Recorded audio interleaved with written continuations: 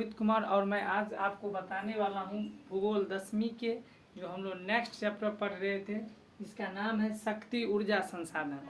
तो इस चैप्टर में हम लोग स्पेशलिस्ट शक्ति ऊर्जा संसाधन के बारे में अध्ययन करेंगे, जो शक्ति कहाँ से प्राप्त होता है। जैसे देखो यहाँ पे पहला लिखा हुआ है, कार्य करने की क्षमता को हम लोग ऊर्जा कहते हैं। ऊर्जा किसे कहते हैं? कार्य करने की क्षमता को हम लोग क्या बोलते हैं? ऊर्जा। शक्ति किसे बोलते हैं? तो कार्य करने की दर को हम लोग क्या बोलते हैं? शक्ति। मतलब किस रेट में हम लोग काम कर रहे हैं उसको शक्ति बोलेंगे, और किस क्षमता, किस कैपेसिटी से हम लोग काम कर रहे हैं उसको हम लोग ऊर्जा बोलेंगे, है कि नहीं।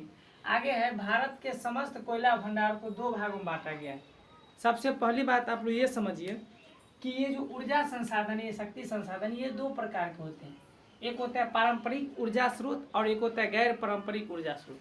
पारंपरिक ऊर्जा स्रोत क्या होता है? जिसको हम लोग बहुत लंबी समय से, है कि नहीं है, बहुत लंबी समय से उपयोग करते आ रहे हैं। जैसे कोयला, पेट्रोलियम, है कि नहीं, प्राकृतिक गैस, इसको हम लोग बहुत दिनों से यूज करते आ रहे हैं।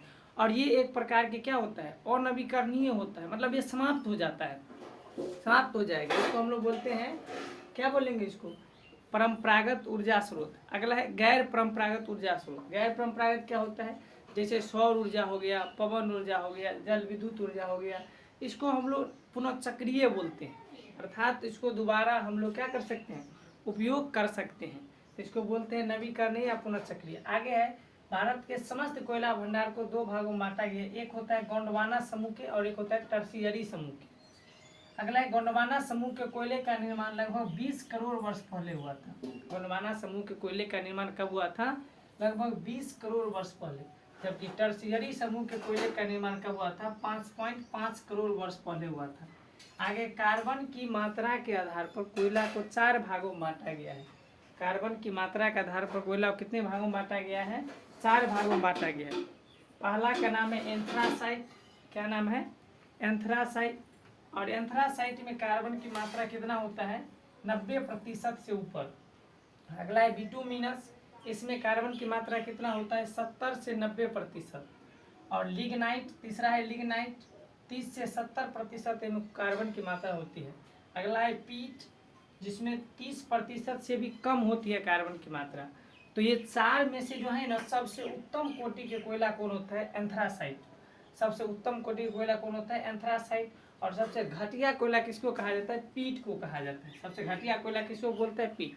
धुआं देने वाला कोयला कौन होता है? पीट, है कि नहीं। क्वेश्चन पूछेगा सबसे उत्तम प्रकार के किस्म का कोयला कौन है? तो एंथ्रासाइट। और सबसे घटिया कोयला पीट। आगे, कोयले के भंडार एवं उत्पादन के दृष्टि से झारखंड जो है ना प्रथम स्थान पर है। कोयले के भंडारण एवं उत्पादन की दृष्टि से देश में प्रथम स्थान पर कौन है? झारखंड। आगे है, 1866 ईस्वी में भारत में पहली बार तेल के कुएं खोदे गए। तो भारत में पहली बार तेल के कुएं कब खोदे गए? 1866 ईस्वी में। या पहली बार कब खोज हुआ था? तो 1866 ईस्वी में। आगे है, 1975 ईस्वी में मुंबई तेल क्षेत्र, है कि नहीं, मुंबई तेल क्षेत्र का पता चला 1975 ईस्वी में। क्वेश्चन पूछेगा मुंबई तेल क्षेत्र का पता कब चला? तो 1975 ईस्वी में।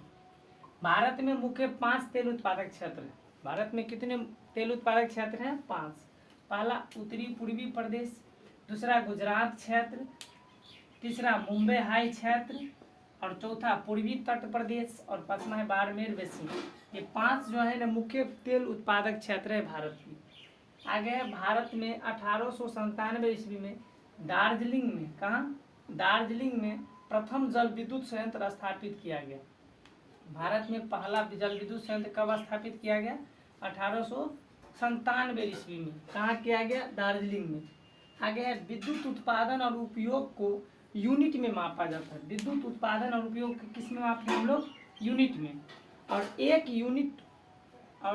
यूनिट का अर्थ होता है 1000 वाट बिजली का 1 घंटा तक इस्तेमाल। मतलब 1000 वाट बिजली का हम लोग 1 घंटा तक इस्तेमाल करेंगे, तो इसको हम लोग क्या बोलेंगे? 1 यूनिट। क्या बोलेंगे? 1 यूनिट। इसको हम लोग क्या बोलेंगे? 1 यूनिट। आगे है,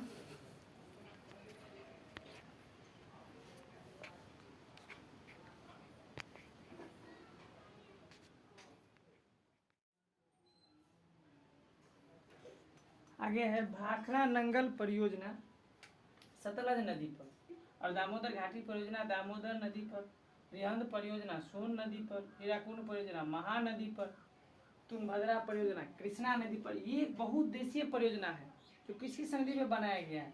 भारत की सबसे बड़ी परियोजना कौन है? तुंगभद्रा परियोजना जो कर्नाटक में है कि नहीं है।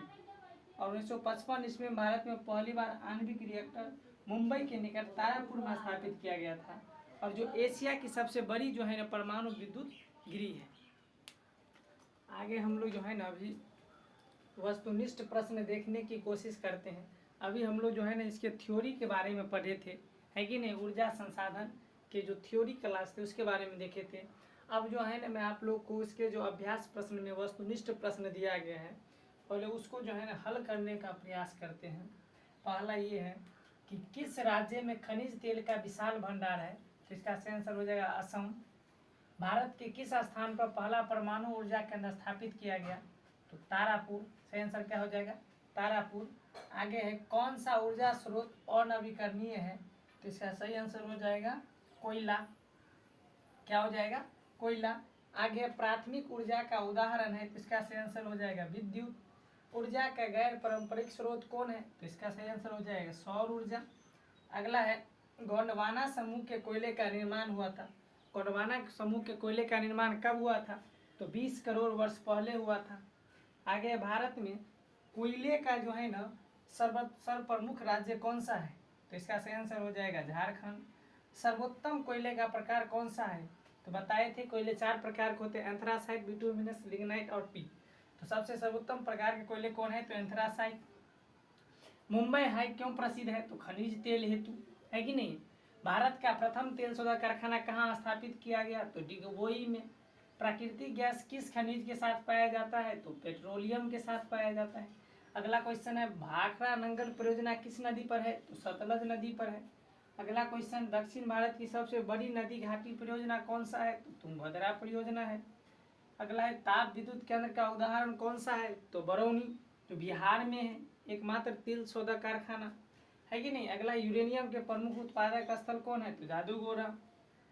अगला एशिया का सबसे बड़ा परमाणु विद्युत गृह कौन सा है, तो तारापुर, है कि नहीं। अगला है भारत के किस राज्य में सौर ऊर्जा का अधिक संभावना है, तो राजस्थान। अगला है अगला और लास्ट, ज्वारीय एवं तरंग ऊर्जा उत्पादन हेतु भारत के अधिक अनुकूल परिस्थितियां कहाँ पाया जाता है, तो खंभात की खाड़ी में।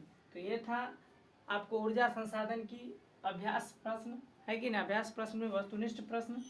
तो आज के वीडियो में बस इतना ही। नेक्स्ट क्लास में हम लोग नेक्स्ट पढ़ेंगे, है कि नहीं। आज के लिए बस इतना ही। जय हिंद, जय भारत। अच्छा लगे तो लाइक, सब्सक्राइब और शेयर कीजिए।